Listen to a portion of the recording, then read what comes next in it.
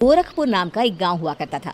उस गांव में ज्यादा लोग नहीं रहते थे। उस गांव में एक गर्भवती विधवा औरत रहती थी। उस औरत का नाम कमला था। कमला अपने घर में अकेली रहती थी। उसके पति की सारी जायदाद उसके नाम हो गई थी, पर सभी गांव वाले उस औरत को मनहूस औरत समझा करते थे और सभी उससे नफरत किया करते थे। एक बार कमला राशन की दुकान पर खाने का सामान खरीदने जाती है। भैया जी, जरा 1 किलो दाल चावल देना। अरे हाय हाय हाय हाय हाय, अरे मनहूस औरत, मेरी दुकान में अपशुगन करवाने आ गई क्या? हैं? चल जा यहाँ से, मैं कुछ नहीं देने वाला तुझे। भाग भाग यहाँ से, चल जा निकल। भैया जी ऐसा मत कहिए, मैं गर्भवती हूँ, मुझे खाने की बहुत जरूरत है, मुझे खाना दे दीजिए। दुकानदार कमला को वहाँ से धक्के मारकर भगा देता है। तभी कमला रोते रोते उस गांव के किन्नरों के इलाके में आ जाती है। गांव वाले किन्नरों को उसी इलाके में रखा करते थे, क्योंकि वो लोग किन्नरों को पसंद नहीं करते थे और उनके इलाके में रहने से मना करते थे। तो किन्नरों ने उसी गांव में अपना एक इलाका बना लिया था। जब किन्नर लोग देखते हैं कि एक गर्भवती महिला रोते रोते उनके इलाके में आ गई है, तो सारे किन्नर कमला के पास जाकर उसका हाल पूछने लगते हैं। क्या हुआ बहन, तुम्हारी गर्भवती अवस्था में इतनी बुरी हालत कैसे? तुम रो क्यों रही हो? तुम डरो मत, हम तुम्हें कोई नुकसान नहीं पहुंचाएंगे। तुम शांत होकर सब बताओ कि हुआ क्या है। मैं कमला हूँ, मैं गांव के दूसरे इलाके से आई हूँ। 2 महीने पहले ही मेरे पति की मौत हुई है। मुझे गांव के लोग मनहूस मानते हैं, क्योंकि मैं विधवा हूँ और गर्भवती भी। वहाँ के लोग मुझे खाने के लिए कुछ बेचने के लिए भी तैयार नहीं, जिससे मेरा गुजारा नहीं हो रहा था। कोई बात नहीं कमला, हम तुम्हारा ख्याल रखेंगे। किन्नर लोग कमला को एक खाली घर में रहने के लिए जगह दे देते हैं और उसकी देखभाल भी करते हैं। कुछ ही महीने बाद कमला अपने बच्चे को जन्म देती है, पर अफसोस, कमला बच्चे को जन्म देते ही अपनी जान गंवा देती है। जब सब किन्नर बच्चे को देखते हैं तो बहुत खुश हो जाते हैं, क्योंकि वो बच्चा भी किन्नर ही था। कमला ने एक किन्नर बच्चे को जन्म दिया था। अब इस बच्चे की देखभाल कौन करेगा? हम तो इस बच्चे को गांव के दूसरे इलाके में भी नहीं भेज सकते। और तो क्या हुआ, इस बच्चे की माँ नहीं रही तो हम इसे पालेंगे। अब ये हमारे इलाके में रहेगा, हमारे साथ रहेगा। फिर वो किन्नर उस किन्नर बच्चे को गोद ले लेते हैं, उसका नामकरण कराते हैं। उस किन्नर बच्चे का नाम शक्ति रखा जाता है। देखते ही देखते शक्ति बड़ी होने लगती है। उसके रंग रूप बहुत सुंदर थे। वो बहुत सुंदर किन्नर दिखती है। एक दिन शक्ति एक किन्नर से पूछती है, माँ जी सुनिए ना, ये गांव के दूसरे इलाके में भी तो लोग रहते हैं, तो हम वहाँ क्यों नहीं जाते? हम उनसे अलग क्यों रहते हैं? शक्ति, क्योंकि वो लोग हमारे जैसे नहीं, वो लोग हमें पसंद नहीं करते, इसीलिए हम उनसे अलग रहते हैं। क्यों? वो हमें क्यों पसंद नहीं करते? मुझे एक बार उस इलाके में जाना है, मैं एक बार वहाँ जाकर घूम कर आऊँ।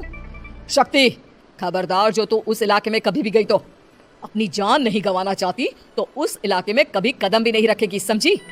इतना कहकर वो किन्नर वहाँ से चली जाती है। शक्ति उस किन्नर की बात सुनकर बहुत रोती है।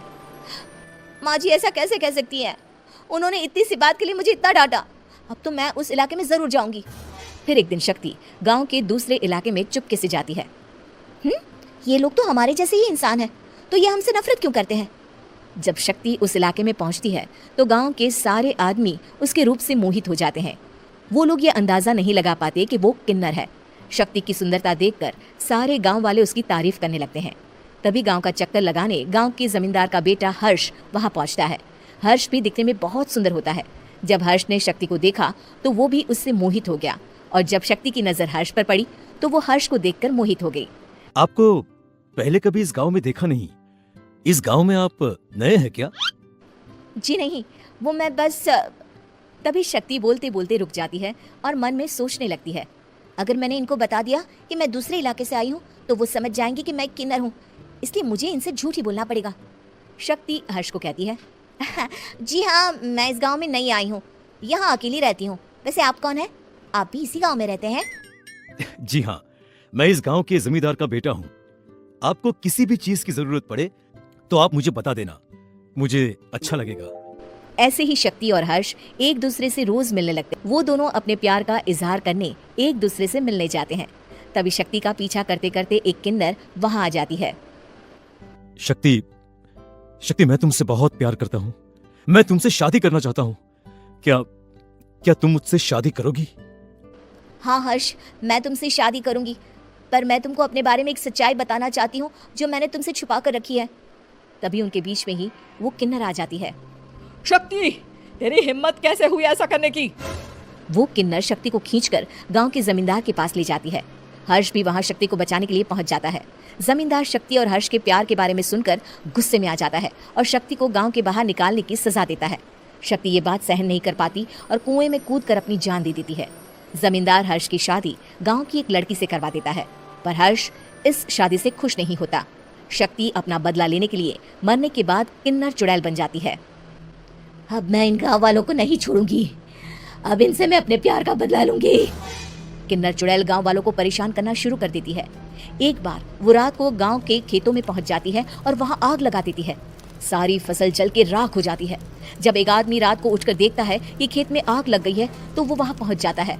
वो देखता है कि खेतों के बीचों बीच एक किन्नर चुड़ैल खड़ी है और वहां खड़े होकर ताली बजा रही है। गांव वाला किन्नर चुड़ैल को देखकर बेहोश हो जाता है। जब सुबह उस आदमी को होश आता है तो वो सीधा जमींदार के पास जाता है। अरे जमींदार साहब, अरे वो किन्नर चुड़ैल ने मेरी सारी फसल जला दी। अब मैं क्या करूंगा, क्या होगा मेरा? जमींदार चुड़ैल किन्नर का नाम सुनते ही सब कुछ समझ जाता है। अब वो बहुत डर जाता है। उसी रात को जब जमींदार डर के मारे अपने कमरे में सो नहीं पाता, तभी वहां अचानक से किन्नर चुड़ैल आ जाती है। किन्नर चुड़ैल जोर जोर से जमींदार के आगे खड़ी होकर हंसने लगती है और ताली बजाने लगती है। जमींदार उस डरावनी किन्नर चुड़ैल को देखकर बहुत डर जाता है। तूने मेरे साथ बहुत बुरा किया, अब मैं तुझे जान से मार दूंगी। नहीं नहीं नहीं नहीं, नहीं। मुझे माफ कर दो, मुझे मत मारो। मैं कभी ऐसा दोबारा नहीं करूंगा। अब तुम जो बोलोगी वही मैं करूंगा। ठीक है, मैं चाहती हूँ कि किन्नर इलाका गांव के इलाके से जुड़े और गांव का कोई भी आदमी किन्नर समाज से द्वेष ना करे, उससे नफरत ना करे, नहीं तो मैं सारे गांव को मार दूंगी। और तुम गांव में एक नया कानून बनाओ कि अगर किसी ने भी किन्नर समाज को हानि पहुंचाने की कोशिश भी करी या इनसे भेदभाव करने की भी कोशिश करी तो उनको कड़ी से कड़ी सजा मिलेगी। हाँ, मैं ऐसा ही करूंगा। तुम जो बोलोगी वो मैं करूंगा, पर मुझे जाने दो प्लीज। तब वो किन्नर चुड़ैल वहां से चली जाती है। गांव का जमींदार किन्नर चुड़ैल का कहा मानते हुए दोनों इलाकों को एक कर देता है और नया कानून भी लागू कर देता है। तब से वहां किन्नर समाज और बाकी गांव वाले शांतिपूर्वक रहने लगते हैं।